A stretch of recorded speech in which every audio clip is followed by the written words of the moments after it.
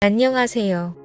저는 지금부터 제 아들이 돈 때문에 며느리한테 개무시를 당하는 일을 얘기해 보려 합니다. 정상적인 직업을 갖고 있는 며느리에게 무시당했으면 덜 억울할 텐데 알고 보니 남자들한테 옷은 팔고 술 팔고 입에 담을 수 없는 짓까지 다 하는 마담이었네요. 그런데 반전이 있었습니다. 우선 제 아들은 결혼을 일찍 했습니다. 4살 연상의 며느리와 결혼을 했죠. 아들은 대학교 졸업하자마자 취업 준비하는 중에 지금 며느리와 결혼을 했어요. 그때 며느리 처음 보는데 인상이 아주 여우 같은 상이었죠. 물론 외모만 보고 사람을 판단하면 안 되는 건데 뭐 누가 봐도 예쁘장했고 여우같이 생기긴 했지만 다른 조건은 다 만족해 일단 둘이 결혼을 하겠다고 집으로 찾아왔는데 저희 부부는 둘 다 반대했죠. 큰아들도 아직 20대 후반인데 막내가 이제 막 대학 졸업해서 결혼을 한다고 하니 당황스럽기도 하고 무작정 반대만 하다가 아들이 너무 힘들어하더라고요. 그래서 현실적으로 생각해보자고 양가 부모 쪽에서 다 모인 자리를 마련했어요. 일단 서로 집안이 그렇게 넉넉한 편이 아니었어요. 그런데 오래전부터 며느리가 사업을 시작했는데 생각보다 잘 풀려서 모아놓은 돈도 좀 많고 앞으로도 수입이 좋을 것 같다고 당장 필요한 건 신부 쪽에서 다 준비한다고 하니 저희는 부담이 됐죠. 그래서 말했습니다. 그러면 아들이 막 대학 졸업했는데 취업은 하고 직장 생활 좀 하다가 하면 안 되냐고 하니까 며느리가 아드님 취업할 때까지 자기가 뒷바라지 하겠다고 많이 도와주겠다고 하는 거 있죠. 요즘 세상에 여자 쪽에서 이렇게 먼저 하기 쉽지 않다는 걸 얘기를 많이 들어서 고맙게 생각했죠. 뭐 둘이 서로 좋다는데 어쩌겠어요. 근데 궁금한 게 있어서 아들한테 물어봤죠. 둘이 어떻게 만나냐고 물어봤어요. 그냥 동네에서 자주 왔다 갔다 하다가 서로 눈이 맞았다 해요. 뭐 아무튼 둘이 저렇게 좋다고 이해해주고 도와주겠다고 하는데 딱히 결혼 반대할 이유가 없더라고요. 그렇게 결혼식을 올리게 되었고 아들의 결혼 생활은 시작되었죠. 신혼 때 보면 둘이 아주 잘 지내더라고요. 그렇게 결혼 생활을 예쁘게 하던 중 아이도 생기고 아이도 나왔더라고요. 예쁜 딸아이요. 그래서 그런지 마침 며느리가 하는 일이 더 바빠지고 힘들어져서 아들은 지금 취업하면 아이도 그렇고 너무 곤란할 것 같다며 집안일을 하더군요. 그런데 시간이 지나면 지날수록 며느리가 일이 많이 바빠져서 일을 구하기고 힘들었고 두 사람은 상황은 다르지만 실제로 많이 힘들어하더라고요.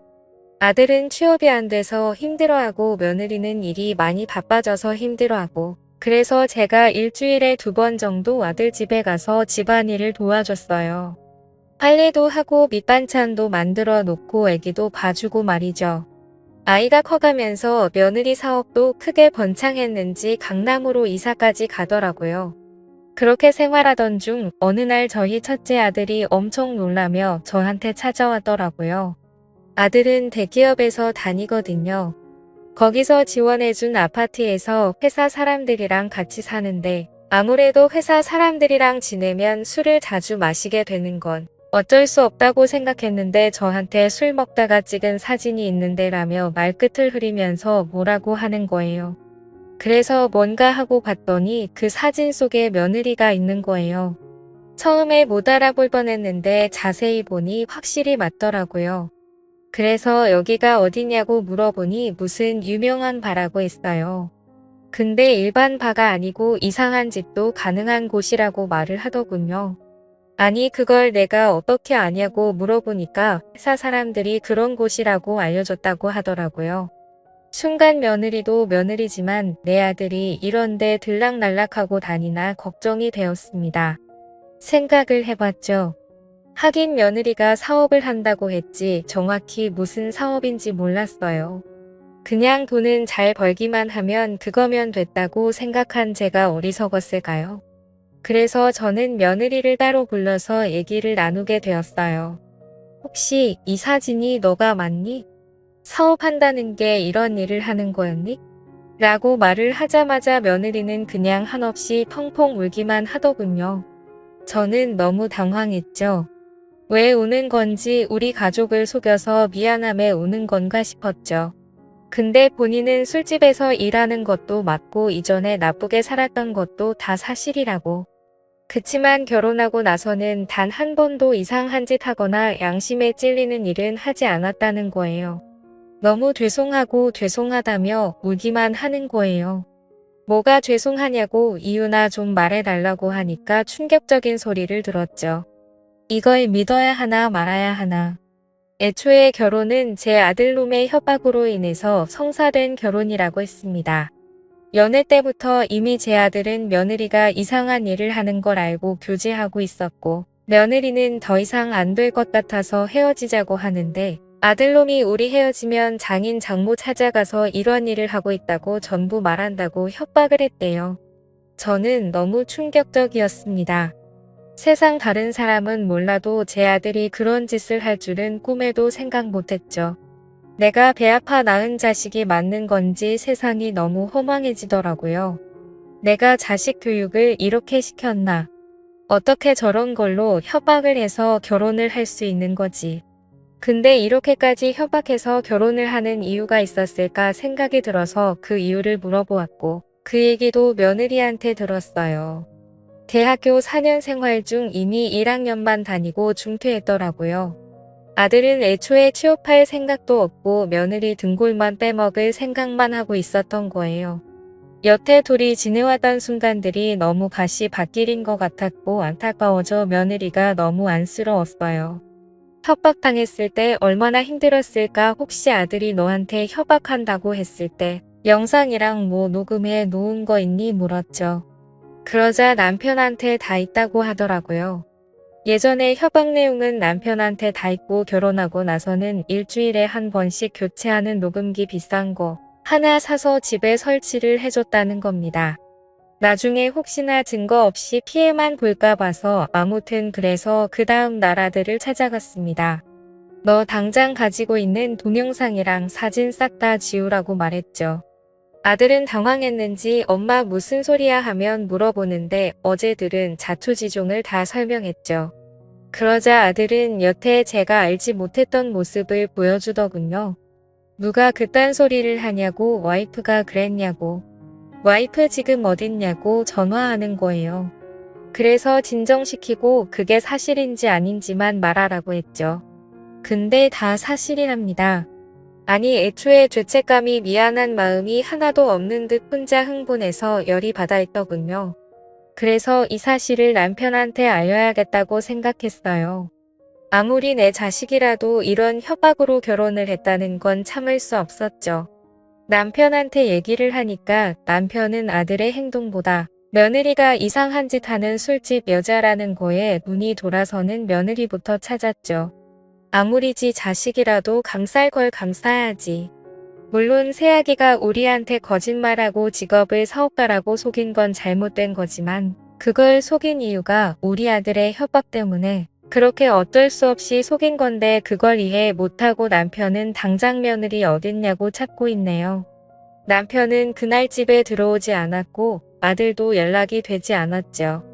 그리고 다음날 며느리가 저한테 몰래 찾아왔습니다. 하는 말이 이혼해야 될 것 같다고 하더라고요. 그래도 다시 생각해보라고 했죠. 아이도 있고 아들한테 내가 잘 말하겠다고. 그런데 새아가는 아들이 하는 협박을 대화로 풀면 그래도 살겠는데 어제 시아버님이 찾아오셔서 본인에게 말도 안 되는 소리를 했다고 합니다. 대뜸 찾아와서 돈을 건네주면서 요즘 일하느라 많이 힘들어하는 것 같던데 어차피 너 일하는 거 다 들었고 편하게 돈 벌게 해주겠다고 했다네요. 저는 할 말을 잃었습니다. 제 아들이 그따위 성격이 어디서 나온 건가 했더니 그 나물에 그 밥이라더니 저도 평생 제 남편을 제대로 알지 못하고 있었던 거죠. 결국 그날 이후로 남편과도 대판 싸우고 지금은 첫째와 둘이 살고 있어요. 제 남편과 이혼 서류에 도장을 못 찍었지만 별거 중이고 며느리는 결국 이혼을 했지만 아이 문제로 인해 제 아들과 서로 연락은 하면서 지내고 있다고 하네요. 정말 충격적인 일이 이렇게 연거푸 일어나다니 세상이 무너지는 기분입니다. 아무튼 지금 제 남편과는 한순간도 같이 있고 싶은 생각이 들지가 않네요. 나이가 다 들어서 이혼을 해야 하는 건지 고민입니다. 현명한 조언 부탁드려요. 감사드립니다.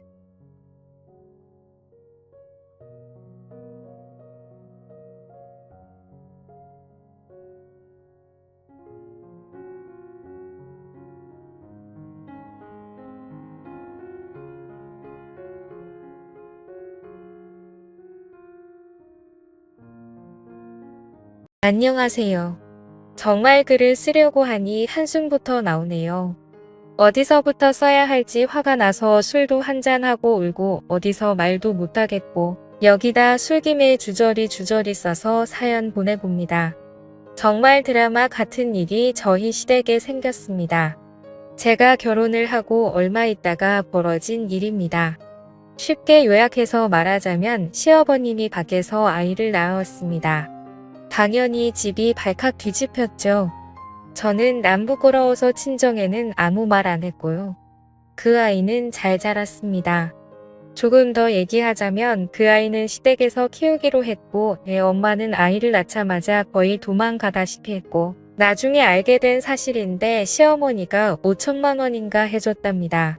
그 뒤에 제가 임신을 했고 저희 부부에게는 현재 5살이 된 남아가 있고 저희 막내 도련님은 올해 7세입니다. 지금부터는 편의상 막내 도련님을 막내라고 쓰겠습니다. 그러다가 누구나 우려하던 일이 생기게 되었습니다. 시아버님이 갑작스럽게 돌아가신 겁니다. 그리고 엎친 데 덮친 격으로 얼마 지나지 않아서 시어머니까지 시름시름 앓기 시작하셨습니다.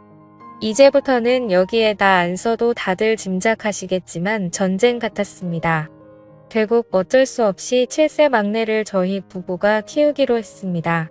그 결정의 과정을 모두 여기에 쓸 수는 없지만 저 역시 많이 울고 기도하는 고난의 날들이 있었습니다. 시댁 남매들 중 저희 부부가 가장 가정 형편이 좋습니다.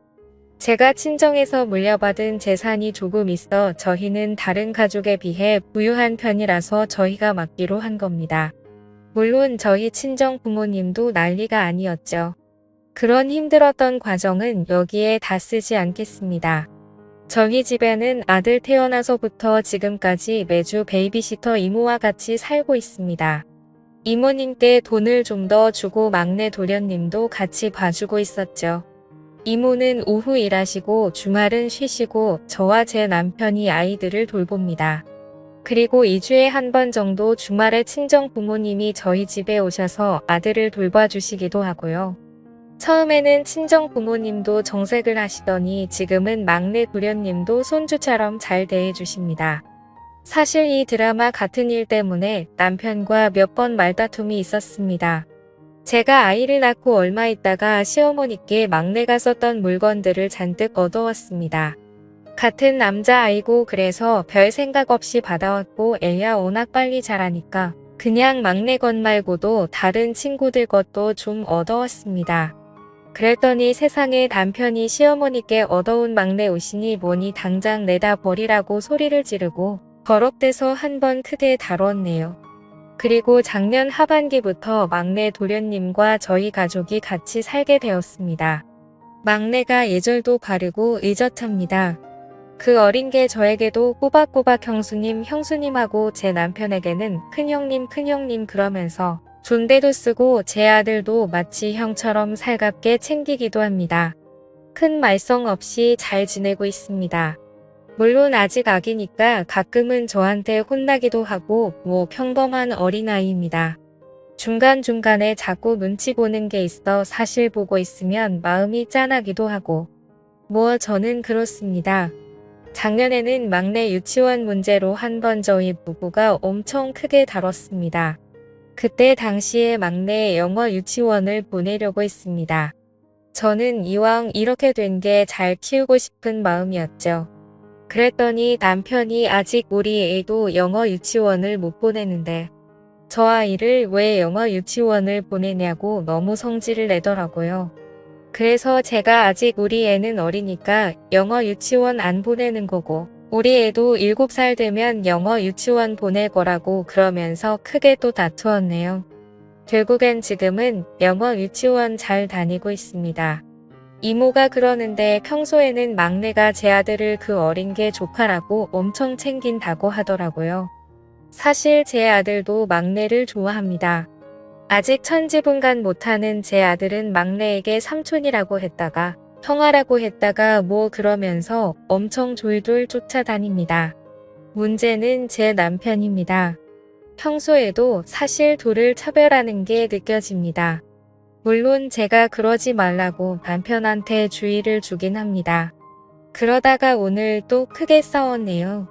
오늘 남편이 무슨 모임을 갔는데 얼큰하게 취해서 집에 들어왔습니다. 아들이 먼저 쪼르륵 나와서 아빠 그러면서 안기더라고요. 저도 나왔고요. 그런데 조금 늦게 막내가 나왔는데 남편이 막내한테 짜증을 내면서 너는 뭐 하는데 형이 왔는데도 늦게 나오냐고 그러더군요. 그러면서 그럴 거면 너네 집 가라고 그러는 겁니다. 내가 너무 당황해서 애한테 왜 그러냐고 그러고 남편은 또 화내면서 너는 왜 쟤만 감싸고 도냐고 그러면서 결국 큰 소리 내면서 싸우고 막내는 죄송하다고 울고 아들은 형 우니까 따라 울고 뭐 난리였습니다. 남편이 성질내면서 나갔는데 아까 시어머니께서 전화가 왔습니다. 집에서 나가서는 시어머니 병원으로 가서 자는가 보더라고요. 사실 오늘이 남편의 첫 사적 외박이네요. 저도 흥분한 애들 겨우 달래고 서재에서 그냥 조용히 술 한잔하고 있는데 눈물이 왈칵 나더군요. 이렇게 글을 쓰다 보니 제 남편이 쓰레기 같은데 사실 남편은 저랑 연애하면서 최근까지 누구에게도 악한 소리 한 번 안 하고 저랑도 싸운 일이 없었습니다. 참 순하고 인성 올바른 사람이메라. 시아버님도 바람둥이 할아버지는 아니었고 명망 있으시고 참 좋은 분이었습니다. 어느 날 남편이 그러더군요. 자신의 롤모델은 아버지였다고요. 인자하고 기품 있고 때론 엄하고 때론 친구 같은 아버지가 좋았다고요. 자신도 결혼해서 아버지가 된다면 자신의 아버지 같은 아버지고 싶었다고 했습니다. 그리고 시아버지는 시어머님께도 참 잘하셨다고 합니다. 두 분 평생 사시면서 큰 소리 한 번 안 내시면서 사셨다고. 근데 밖에서 아기를 데리고 온 순간 그 평생 봐왔던 그 모든 것이 한꺼번에 무너진 겁니다. 작년 어버이날 유치원에서 막내가 그림카드를 3개를 만들어 왔습니다. 형수님께 큰형님께 어머니께 이렇게 만들어 왔는데 너무 기특하고 마음이 아파서 제가 다음날 열차를 타고 막내를 데리고 시어머니 병실로 데리고 갔네요. 근데 그 조그만한 게 자기 엄마 시어머님한테 그러더군요. 자긴 잘 지낸다고. 엄마 빨리 나와서 같이 살자고 그러면서 그 고사리 같은 손으로 자기 엄마 시어머니 손을 꼭 잡는데 제가 다 왈칵 눈물이 나더라고요. 누구 말대로 하늘로 머리 둔 짐승은 기르는 게 아니라고 하죠. 저도 불안합니다. 이렇게 저는 애틋한데 이 막내가 중학생이 돼서 사고치고 학폭이나 끌려다니면 어찌나. 아님 나중에라도 형수가 나한테 해준 게 뭐 있냐고 하면 어쩌나. 하지만 지금은 그 불안감으로는 어떻게 할 수 없습니다. 현실적으로 받아들이고 아이가 잘 클 수 있도록 기도하고 인내하는 수밖에요. 남편도 이성적으로는 알지만 가슴이 그렇지 않은 것 같습니다. 막내한테 잘하다가도 문득문득 저놈 때문에 우리 엄마가 고생한다고 생각하는 것 같아요. 마치 지금 남편은 중학생 사춘기 아들 보고 있는 기분입니다. 근데 쓰다 보니 웃기네요. 원래 이 글의 주인공은 제 남편이 아니라 제가 되어야 맞는 거 아닌가요? 제가 남편처럼 막 저렇게 방황하고 남편이 사연을 보내야 될 것 같은데 이건 거꾸로 되었네요. 현실적으로 지금 가장 큰 걱정은 남편이 막내한테 손찌검을 하거나 언어폭력을 쓸까봐 무섭고 남편은 사실 저랑 교제부터 여지껏 욕 한 번 하는 걸 못 봤는데 막내가 집에 오고 나서부터는 성격도 조금 사나워지고 예민해졌으며 술 마시는 횟수도 꽤 늘었습니다. 그리고 그냥 이렇게 보고 있으면 우울증 증세도 있는 것 같습니다. 현실적으로 제가 어떻게 해야 할까요? 가족들 다 같이 병원 가서 가족 상담을 받을까도 진지하게 고민하고 있습니다. 감사합니다.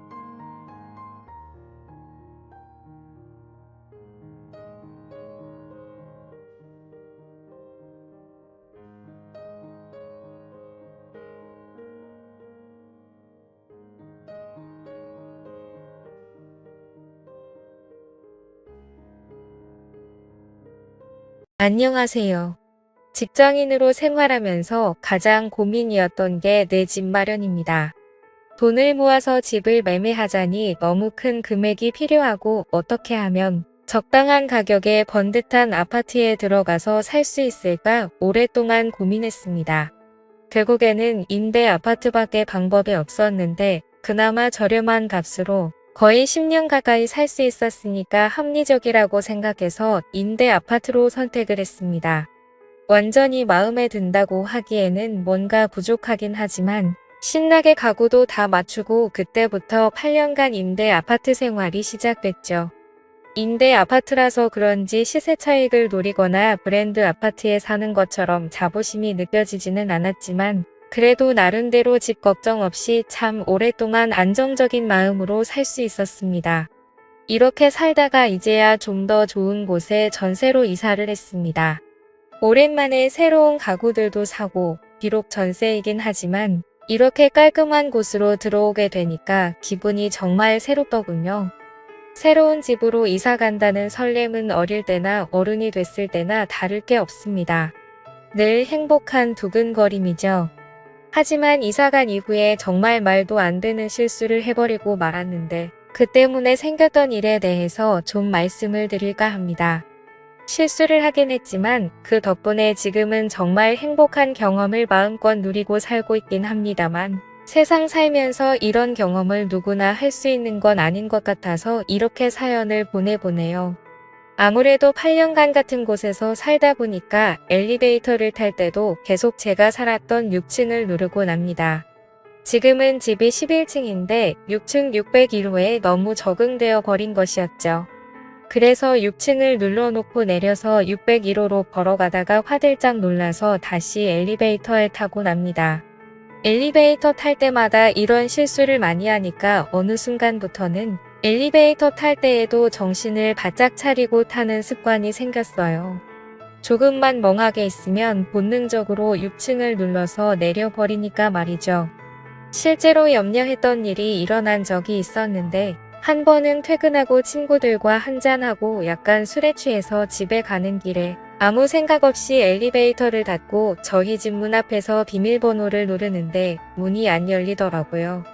왜 이게 안 열리나 계속 두리뭉실하고 있었는데 호수를 확인해 보니까 습관처럼 예전에 살던 601호를 찾아가서 비밀번호를 누르고 있었더라고요.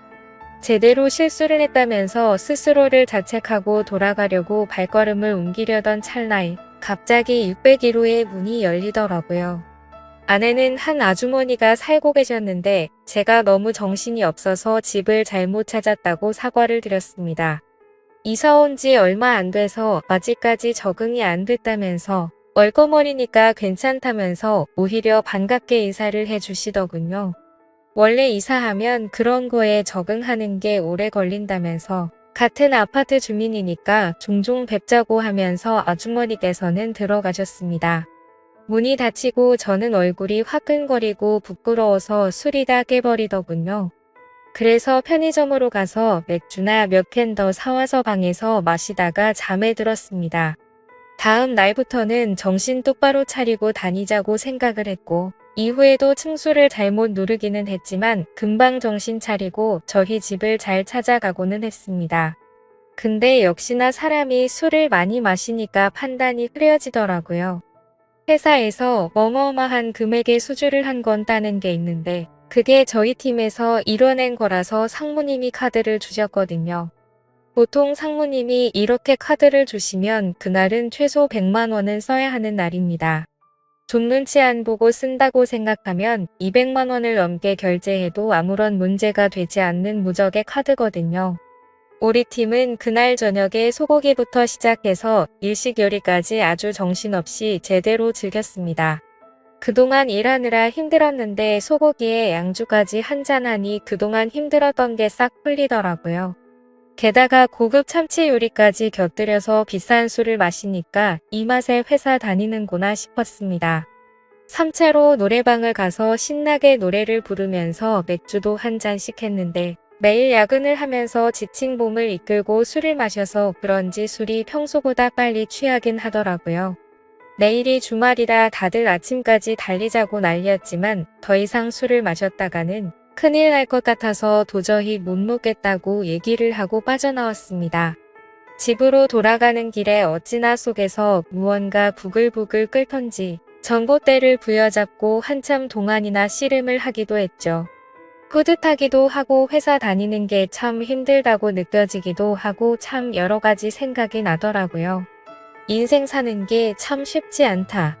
이렇게 큰 계약을 따냈는데도 상무님 카드로 맛있는 거 먹는 게 전부라서 허무하다 뭐 그런 생각들이 났습니다. 그러고는 한참 동안이나 전봇대에 파전을 만들어 놓고 머리를 박고 있었습니다. 그렇게 집으로 들어갔는데 다음날 아침이 되니까 숙취가 몰려오고 갈증이 너무 심해서 눈을 떴어요. 다행히 주말이라서 출근할 필요가 없었기 때문에 충분히 잔 것 같은데 머리가 너무 아픈 것 같습니다. 눈이 잘 떠지지 않았는데 눈을 비비고 간신히 일어나니까 뭔가 주변이 이상했습니다. 주위를 둘러보는데 제 방이 아니었어요. 지금 이게 무슨 상황인가 여기는 어딘가 생각하고 있던 찰나 방문이 열렸고 제 눈앞에 보이는 건 다름 아닌 601호 아주머니였습니다. 11층에 있는 저희 집으로 안 가고 또 6층으로 와버린 것 같습니다. 순간적으로 너무 당황하고 놀라서 아무런 말도 안 나오더라고요. 아주머니는 의미심장한 표정으로 일단 나와서 시원한 김치찌개나 좀 먹으라는 말을 했고 속이 쓰리기도 하고 맛있는 김치찌개 냄새에 저도 모르게 주방으로 따라 나갔습니다. 식탁을 보니 맛있는 집밥이 한 상 차려져 있더라고요. 혼자 사니까 매일 같이 대충 끼니를 챙기기 바빴는데 오랜만에 제대로 된 집밥을 보니 미안한 마음도 싹 없어지고 자리에 앉아 허겁지겁 먹기 시작했습니다. 밥 먹다가 괜히 저 때문에 신경 쓸 일을 만들어서 미안하다는 말과 함께 김치찌개가 너무 맛있다는 칭찬을 아끼지 않았습니다. 할 얘기가 없어서 괜히 음식 칭찬이나 늘어놓고 있었네요. 확실히 이렇게 시원하고 얼큰한 게 들어가니까 속이 좀 풀리기 시작했고 밥이 들어가니까 정신이 차려지더군요. 저는 분위기를 좀 풀어보려고 제가 왜 여기서 자고 있었던 건지 도저히 모르겠다고 분명히 어제 회사 사람들이랑 참치를 먹으러 간 것까지는 기억나는데 그 뒤로는 전혀 기억이 없다고 말했습니다. 사실 전봇대를 붙잡고 씨름하고 있었던 게 마지막 기억인데 도저히 그건 부끄러워서 말을 못하겠다고요. 그러자 아주머니는 웃으면서 정말 아무것도 기억이 안 나냐고 묻더군요. 제가 술을 너무 많이 마셔서 집을 잘못 찾아온 건가요 물었더니 그제서야 고개를 끄덕거리면서 이 아저씨 정말 못 말리는 사람이라고 김치찌개 값이라도 받아야 되겠다는 말을 하더라고요. 계속 자기 집 비밀번호를 눌러서 저러다가는 아파트 복도에서 들어 누워 자겠다 싶어서 집 안으로 옮겼다고 하더라고요. 어찌나 정신을 못 차리던지 길에서 객사하는 꼴이라도 생기면 아파트값 떨어질까봐 괜히 더 챙겨줬다고 하더라고요. 아주머니는 외모도 고우신데 말씀하시는 것도 재밌다고 연신 칭찬을 쏟아부었습니다. 이렇게라도 하지 않으면 도저히 눈치가 보이고 미안해서 견딜 수가 없었거든요. 그러면서 은근슬쩍 어제 일 정말 하나도 기억 안 나나 보다 라는 말을 의미심장하게 아쉽다고 말을 했고 자기 남편이 은수업 쪽으로 일해서 집에 잘 안 들어오는데 그동안 자기가 외로웠다는 말을 시작하더라고요. 근데 어제는 또 제가 오니까 우습기도 하고 무섭지도 않고 오랜만에 얼마나 기분이 좋았는지 모른다는 말을 했습니다. 아주머니는 부끄럽다는 듯이 수줍게 웃으며 이야기를 하니까 괜히 무슨 일이 있었나 싶어서 걱정이 밀려왔습니다. 저는 아무 기억이 나질 않아서 너무 답답했고 큰 실수를 저지른 것 같아서 미안하다고 사과를 했습니다. 그러자 아주머니는 절대 미안할 거 없다면서 자신은 정말 좋았다면서 자기는 그 실수가 너무 반가웠다는 말을 하더라고요. 안 그래도 혼자 사는 것 같아서 기분이 울적하던 참이었는데 종종 와서 밥도 먹고 같이 놀고 가라고 그러라면서 자기도 혼자서 밥 챙겨 먹기 심심하고 외롭다는 말을 했습니다. 당장 아주머니 앞에서는 그냥 알겠다고 대답했지만 앞으로 절대 이런 일을 저지르면 안 되겠다는 생각을 하고는 짐을 챙겨 쏜살같이 나와서 저희 집으로 올라갔습니다. 며칠 뒤 쓰레기를 버리러 갈 때 아랫집 아주머니를 분리수거하는 곳에서 마주쳤는데 어쩜 그날 이후로 얼굴 한 번 보기가 힘드냐고 이렇게 본 김에 자기 집에서 밥이나 먹자고 하더라고요. 저는 별로 내키지는 않았지만 저번 일이 미안하기도 했고 먼저 제안을 주신 거니까 알겠다고 말하면서 집으로 가서 밥을 먹었습니다. 음식 차리기는 귀찮고 그냥 배달로 초밥이나 시켜 먹자면서 밥을 먹고 소파에 앉아서 커피까지 한잔 했습니다. 그러다가 갑자기 아주머니가 저번에 있었던 일은 아직까지 기억이 안 나냐고 하길래 저는 잘 안 난다고 대답했고 갑자기 아주머니의 눈빛이 돌변했습니다. 솔직히 저도 마다할 것 없었죠. 동안의 외모에 얼굴도 예쁘고 내심 설레기까지 했거든요. 그래서 결국 그날 또 다시 실수를 하게 되어버렸습니다. 하지만 앞으로는 이런 일이 생기면 자리를 피해야겠다는 느낌은 확실하게 생기더라고요.